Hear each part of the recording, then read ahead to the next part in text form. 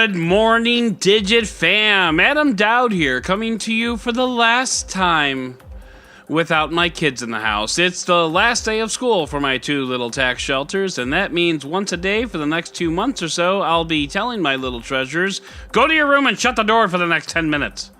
So, let's get this summer started off right, shall we? It is May 29th, 2019, and this is your Digit Daily.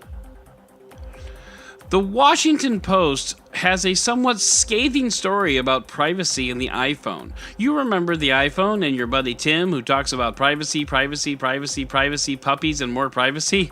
I'm just kidding. He doesn't talk about puppies. But what happens on your iPhone... No, really, what happens on your iPhone? Reporter Geoffrey Fowler sourced a privacy firm called Disconnect to look into it. It turns out his iPhone was quite the loquacious little talker, sending out 5,400 hidden app trackers to various companies and advertisers. Some examples, Fowler's sites include an 11:43 p.m. rendezvous with an app called Amplitude that resulted in his phone number, email address, and exact location going to points unknown. At 3:58 a.m., an app called AppBoy got a digital fingerprint of his phone. I don't really know what a digital fingerprint means, but it sounds nefarious. Now, we've talked about app privacy before, and I don't want to belabor this point, but certain apps have drawn my ire in the past. Gas Buddy, for collecting data and not being straightforward about it. And at this point, it's an epidemic. I mean, I harp on Gas Buddy for sure, but do you think they're the only offender? Hell no! But there is stuff that you can do to help. On an iPhone, turn off background app refresh and enable a privacy setting called Limit Ad Tracking. Install apps like Bouncer, which help drastically limit permissions that apps can run on your phone, like background location services, Gas Buddy. Those will help, but they certainly won't solve the problem. Now, here's my take on this. I'm not so sure Apple is necessarily 100% to blame here.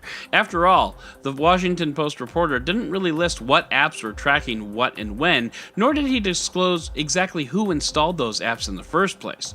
Who installed Amplitude and AppBoy, and why? What did you think those apps were going to do? What I do know is Apple is seeing little benefit from that personal information that is leaking out, and that's the biggest problem I have with it. I mean, if you're going to leave holes in your walls, at least put up a toll gate and collect 25 cents when someone comes through. All I know is, once this whole Facebook thing blows over, I'd like Google and Apple to turn their sites to app privacy and start instituting policies and regulations to protect our data. Thanks to Facebook, privacy is at the forefront of people's minds right now, and I'd like to see Google and Apple put their money where their mouths are and actually get proactive about privacy and apps. And I'd certainly like them to do it before the government decides it has to. You think the Washington Post piece won't ruffle feathers in an election year? Well, okay, it's 6 months before an election year, but still. And speaking of the Washington Post, Fowler also noted that the Washington Post tracked him as well. Let he who hath no sin cast the first stone, indeed. And indeed, it is time to head into the roundup! Speaking of Apple, the Cupertino Conqueror unveiled a brand new 2019 iPod Touch. For some damn reason.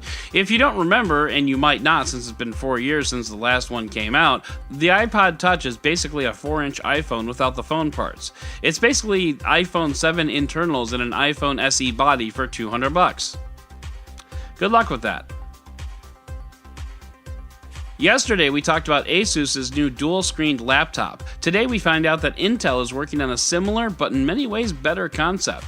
This one has a dual hinge that lifts both screens up so you can look straight at both screens.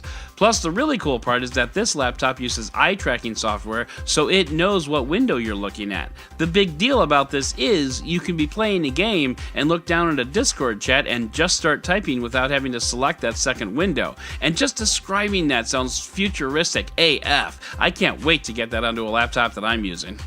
Unless, of course, it sucks. Then I can wait. Samsung unveiled 2 chips that will enable your phone to charge at up to 100 watts. These chips are called the SE8A and the MM101, but let's be honest, they're chips. They don't need sexy names. These chips will communicate with the device to see how much power it needs and then open up the floodgates for the power to come rushing in.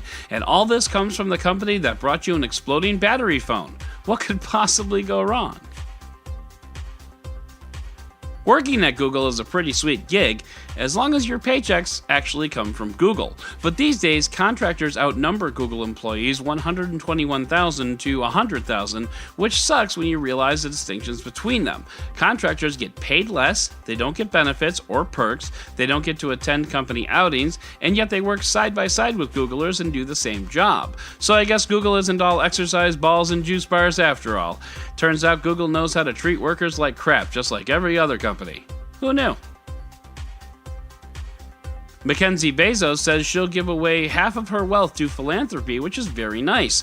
The Giving Pledge is a foundation dedicated to billionaires who take a vow to help out their fellow man, and Mackensie, I'm just saying, we take PayPal. This podcast not sponsored by Mackensie Bezos. Yet. The wonderful world of Reddit has borne fruit once again by asking the question, how are clothes washed on the International Space Station? And the answer may surprise you. They're not.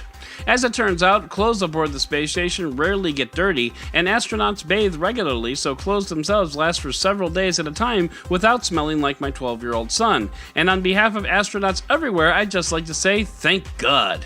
Now, could someone please convince my 12-year-old son that he actually does need to change his clothes every once in a while? Please and thank you. And finally, do you remember Pokemon Go? That was that thing that people played for about 4.5 minutes 3 years ago. Well, now Pokemon has introduced Pokemon Sleep, in which your sleep time will affect gameplay. Of course, the article doesn't say really how, and I'm guessing that's because Pokemon isn't really sure how either, but I think it's time for a nap, so I can brush up on my Pokemon skills. So that is going to do it for today's Digit Daily. If you'd like to learn more about any of these stories, check out the links in the show notes and subscribe to our daily newsletter on Digit.com. And if you like what you heard, subscribe, leave a review, and don't forget to tell your friends about DigitDailyPod.com. Once again, I'm Adam Dowd, Dead Technology on Twitter, and we'll talk again tomorrow.